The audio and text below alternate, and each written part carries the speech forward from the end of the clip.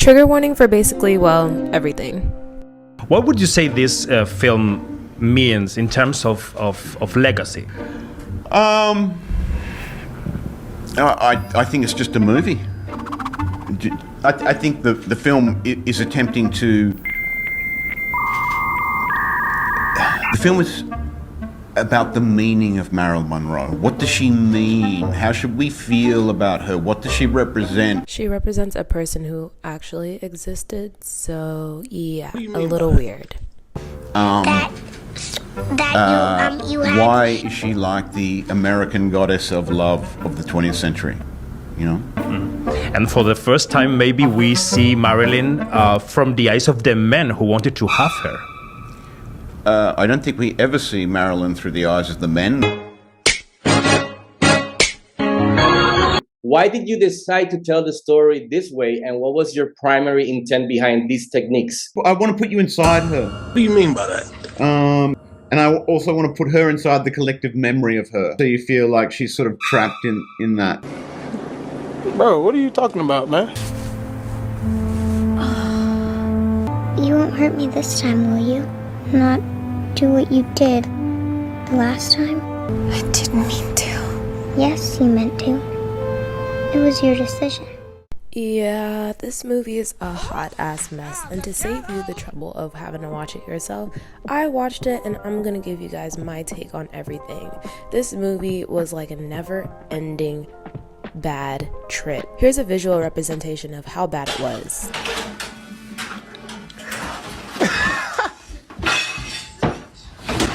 If it's one thing about the internet, we will not hesitate to collect like the Avengers when we do not like something. I can say with confidence that it's been a while since the internet has collectively hated a movie as much as they have the film Blonde by Andrew Dominic, with the cast Anna de Armas, Adrian Brody, and more.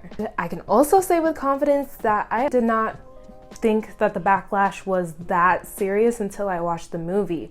And guys, this movie literally made me sick to my stomach. I am not kidding. To save you from watching that and putting you through the pain that I went through, I decided to watch the film for you guys and come on here and not only give my review on it, but also give you the main plot points and a lot more information that honestly makes you question the reason why this film was made. This video is sponsored by Self-Expression. The links will be in the bio. If you plan on watching the movie, which I don't know why you would, honestly, just out of maybe curiosity, but if you plan on watching this movie, definitely skip this video because major spoiler alert, we will literally be going through the entire plot because it's really necessary to the point of this video.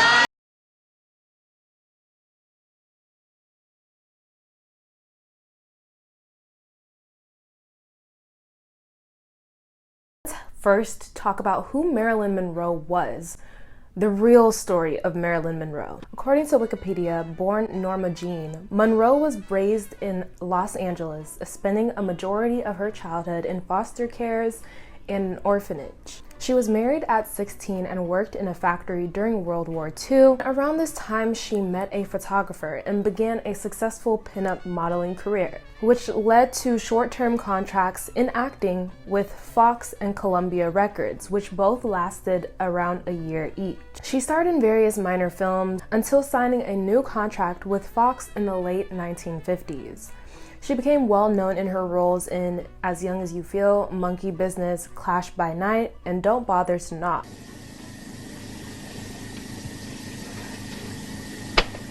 You tell them I didn't mean it. She faced scandal after people realized that she was a pinup model and after images of her posing nude resurfaced. Instead of it ruining her career, it actually raised more public interest. It was kind of like what paved the way for a Kim Kardashian. By 1953, she had become Hollywood's most recognizable star, playing in roles as the dumb blonde in comedies like Gentlemen Prefer Blondes and How to Marry a Millionaire. This was also the year her images were used in the first issue of Playboy magazine, and keep that in mind because we will be coming back to that. She was really frustrated about being typecast as a dumb blonde and wanted roles that were not solely based on her sex appeal.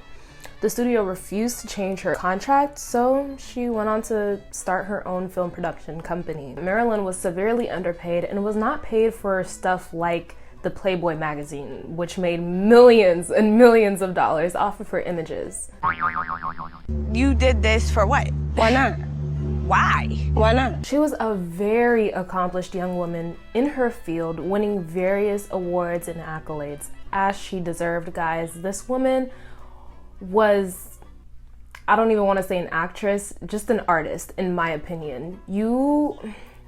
The fact that she was seen as just this dumb blonde is absolutely beyond me, because if you look at her acting skills, there's intellect behind that. You have to be very smart to be able to be that emotional on camera and not seem like you're faking. Her private life, like most stars, received a lot of attention as she unfortunately struggled with addiction, and it's thought that she had a mood disorder. I say this in quotes because it's not really confirmed. There's nowhere really that says that this is true, and I think a lot of this just comes from speculation because her mother was known to have struggled with mood disorders. Her marriages to retired baseball player Joe DiMaggio and playwright Arthur Miller were both very public and ended in divorce, and unfortunately lost her life on August 4th of 1962 from a drug overdose when she was just 36 years old. Her death was ruled a probable suicide. So as turbulent as Monroe's life seemed to be, she was extremely successful and extremely strong, especially for the time. A lot of people forget how difficult times were back then for anyone but white men. Of course, white men had their own issues in societal roles, you know, having to go to war and different stuff. They had their own issues too. I can't deny that. However, they were the ones that held an extreme and unjust amount of power over the majority of other people, including women. She overcame various barriers and is still rightfully talked about to this day and will probably be talked about for the rest of history. Rest in peace, Marilyn Monroe. You are a beautiful soul. So men are following me. Regardless, there are many people who over the years have tried and have honestly successfully exploited not only Marilyn Monroe's life, but her death as well, all for monetary gain. The most recent example, which was released on September 28th of this year, 2022, Blonde. I'm gonna give you guys another chance to skip this spoiler, either click off, or I will also include timestamps, so if you don't want me to spoil the plot for you, you can go ahead and skip to the end where I will be giving my opinions on the whole movie altogether. But again, big spoiler alert. We are literally about to go over the entire plot of the movie. This movie is loosely based on the book Blonde, which was fictional like the film. However, the movie is fictional in its own right, separate from the book. The young Norma Jean was raised by her unstable mother, Gladys. Gladys had a strange obsession with Norma's father and blames Norma for leaving her. She tries to drown her in a bathtub, but Norma escapes to her neighbor's house where they allow her to stay for a few days until dropping her off at an orphanage. She suffers abandonment issues and daddy issues throughout her life because of this. In the 1940s, Norma Jean becomes a pinup girl under the stage name Marilyn Monroe. While trying to break into the acting industry, she is by a film studio president, Mr. Z. She auditions for Don't Bother to Knock when she has a full meltdown, but still impresses casting directors enough for her to get the job. As her acting career rises, she meets Charles Chaplin Jr. and Edward G. Robinson Jr., who she begins a polyamorous relationship with. Now, after being spotted out with them, she's told by her agent to limit public appearances with them, and she becomes pregnant with Charles's baby, which she is extremely happy about initially, but decides to have an abortion because she feared the baby would inherit her mother's mental issues. On the day of the appointment, she changed her mind, but it was too late. She shortly afterwards ends her relationship and meets Joe DiMaggio. After she films Gentlemen Prefer Blondes, she receives a letter from a man claiming to be her father. She returns to her hotel expecting her father to be there, as she was told to expect a guest, but it was actually Joe, who was there to ask her to marry him. Their marriage goes awry as he abuses her, one specific incident in which he gets violent after finding out about the nude photos of her and the publicity stunt with the white dress. In 1955, Norma auditions for the Broadway play Magda, written by Arthur Miller, impressing everyone but him. He eventually warms up to her and they actually get married and she gets pregnant. She then feels her baby tell her to not do to that baby what she did to the other baby. After tripping and falling, because she's dumb, she miscarries. You guys, just stick with me here. I know. We'll get into it. While filming Some Like It Hot, Norma becomes uncontrollable and mentally unstable. She is overwhelmed by the press, she feels like she's a joke, and has outbursts on set. By 1962, she becomes dependent on drugs and alcohol. A Secret Service agent picks her up intoxicated and takes her to a hotel to meet the president, who forces her to perform oral sex, then rapes her. She then hallucinates having another abortion before she is sent back home to Los Angeles. Now Cass sends her a package which contains a stuffed animal, and in it, it's revealed that the notes were never from her father, but they were rather from Cass. Before we get into it, I just want to go over the fact that this obsession with Marilyn Monroe has existed forever, and it's really important to know about it and how powerful it is in society. This is not new, and it's obvious when this is someone's goal. In short, people like Hugh Hefner are good examples of how unhealthily obsessed some people are with Marilyn Monroe and how society is as well. He literally bought a plot for him to be buried in next to her grave. That is so creepy. People, for some reason, could not conceptualize the fact that she was not an idea. She was a human being who represented a lot, yes, but when you view someone as an idea rather than a human being, I mean, I think it's pretty safe to say that that is a very slippery and dangerous slope. I don't think I have to explain why. It's the exact reason why people are able to commit evil acts, because they don't see someone as a human being. If you don't see someone as a human being, then anything you're doing is fine. And if you're exploiting someone who's just an idea, then it's justified. Overall, I want to give you guys some of the scenes that were the most damaging in my opinion.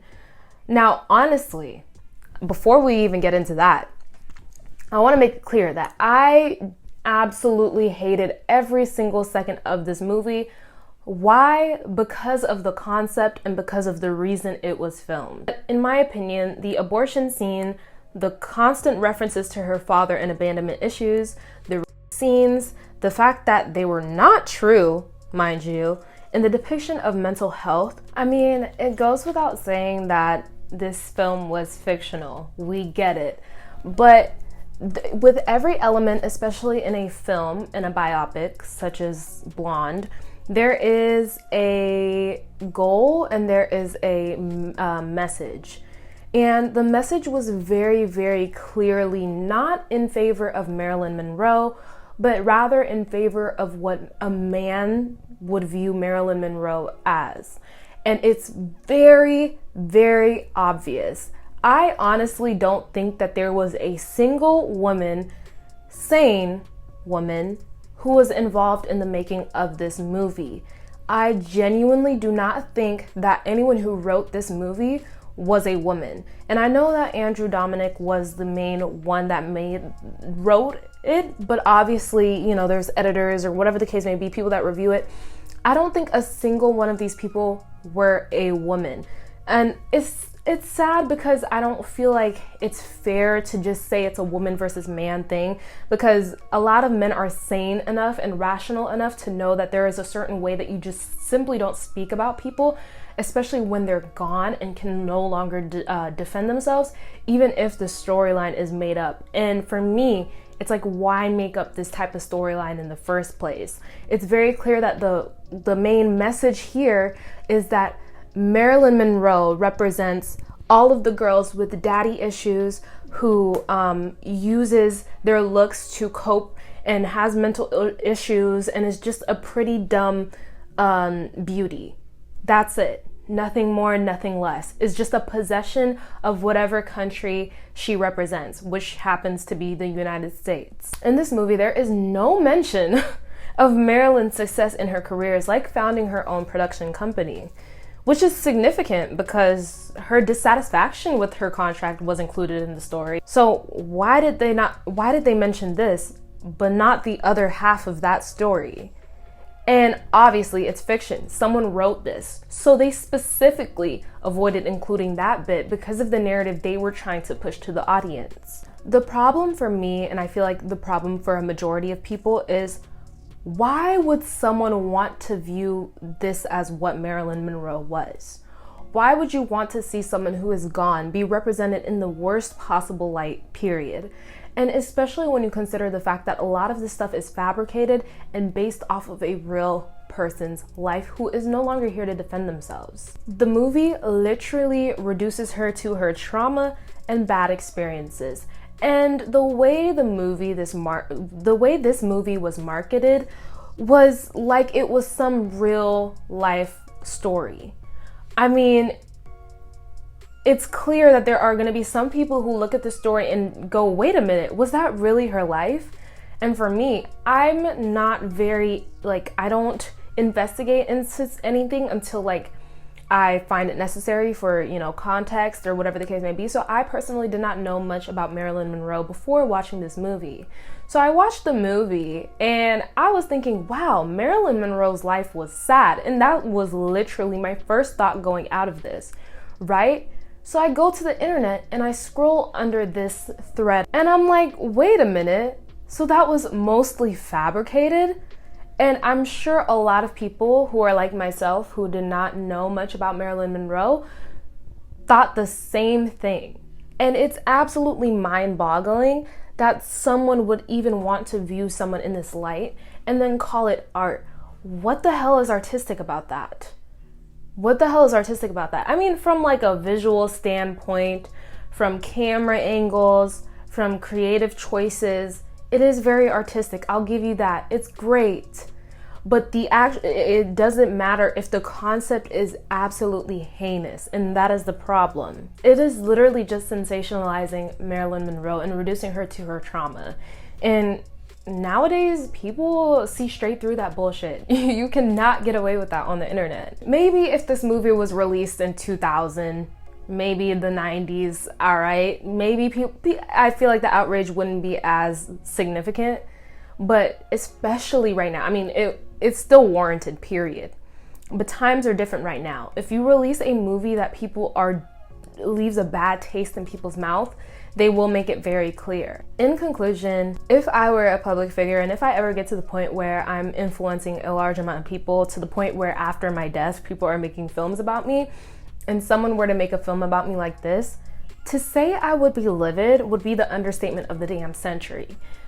I wouldn't even be rolling in my grave. I would ask Allah to put me back on earth for a day. For real. I'm scrapping with every person involved in this movie. It's crazy to think that in 2022, people are still viewing women in this light.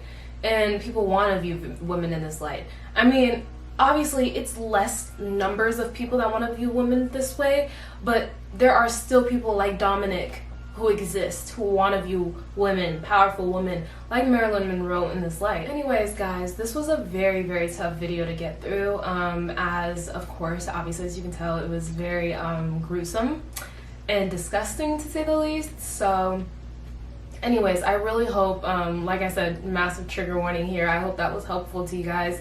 And let me know what you guys thought about this video, or the movie, in the comments down below. I really don't even know what to say, guys, but honestly, it was just horrendous. It was absolutely horrendous. But yeah, like I said, let me know what you guys thought about it in the comments down below, and I will see you guys on another video soon. The Boss B is signing out. Okay, bye.